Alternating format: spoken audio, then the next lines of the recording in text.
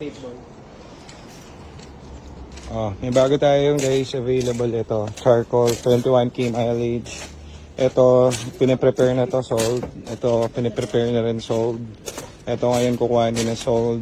Ito, sold. Ito available. Yon, re-release na. Mukhang mainam yan, Kuya Edwin ah. Okay na? Yung ano na reverse. Ay, doon pa. Yan ang mahirap dyan, yung reverse. Mark, atras mo yung kay Doc.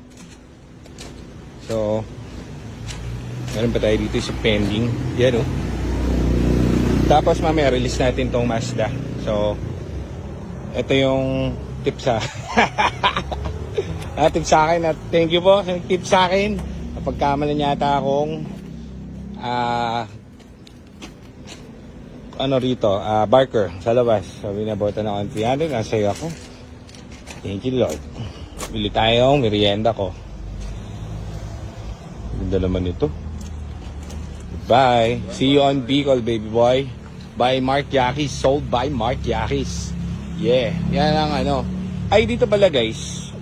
Kasi napapanood ko ngayon sa mga SOCMED, yung kila Jeep Doctor.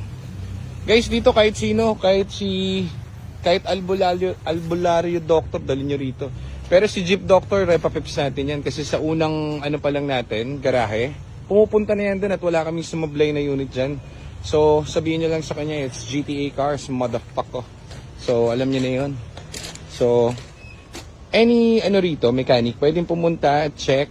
Yung mechanic, kapag walang OBD, meron tayong 10 OBD din sa loob. May laptop din tayo at IDS kompleto. So, kasi yung may ibang mechanic kasi, more on Toyota and Ford, Toyota and Honda. So, yung OBD nila is specific para dun sa mga cars nila. So, meron tayo nung pang Ford dito. Pwede nila pong gamitin at pwedeng i-scan lahat ng unit natin. Pwedeng i-test drive lahat and everything. So, okay. Ganun lang po.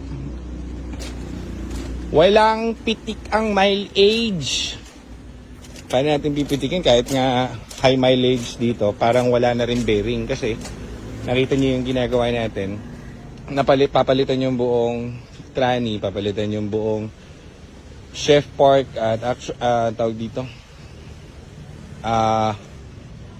Sininok na ako. Chef park at clutch, then tawag dito. Re-refresh yung engine. Tapos, so parang wala na rin bearing kasi yun. Kumbaga, hindi namin kailangan magdaya ng mileage. Kaya, welcome na welcome sila Jeep Doctor dito dahil hindi not necessary since dati day one wala kaming ginawang ganun. So, napaka-anis ng inyong lingkod. Yan si Mark Yaquis saka yung isa pang yung Junior Yaquis. Yung pinsan kong mga Mike Yaquis. So, yan. Teka, paano to? Pwede ba dyan yan? Okay lang. Ha? Kailan ma'am. Bila doktora. Oh. Ano ba yan? Uuwi na sila ma'am? Hindi, antay pa nila. Tagal pa? Hindi, baka kanina 7:30. Okay, para mga 6:30 doon. Sige. Dadalhin sa Bicol. Bicol na yan, Bicol? Rekta na yung driver nila galing Quezon, tapos diretso sila Bicol. 3 days na pala sila ma'am. 3 days Kaya na dito. pala akala ko, pupunta sila ng afternoon dito. Sabi ko, ba't nagaling ng Bicol? Hindi pala. Kita mo ha, mga follower natin yan sila ma'am, matitindi, malaki yung tiwala sa atin, kaya talagang ginagalingan natin sa unit. Pero mo, lumuluwas pa dito yung mga yan para bumili. So thank you ha. Marami pong salamat, pagpalain kayo ni Lord at sana, kahit hindi nyo kami makalimutan, kahit na tapos na kayong bumili, maalala nyo kami. So, message nyo lang kami pag magkakaroon kayo ng kahit anong issue at kami ang bahala. Hindi kayo tawag dito, mamamahalan sa mga parts and everything dahil yun pala yung word, argabyado. Magaling to si Mark Yaquis, parang matalinghagang Pilipino to. Ikot ko to, testingin ko to eh. Halika na. Ayan, babalik kami ng Let's go.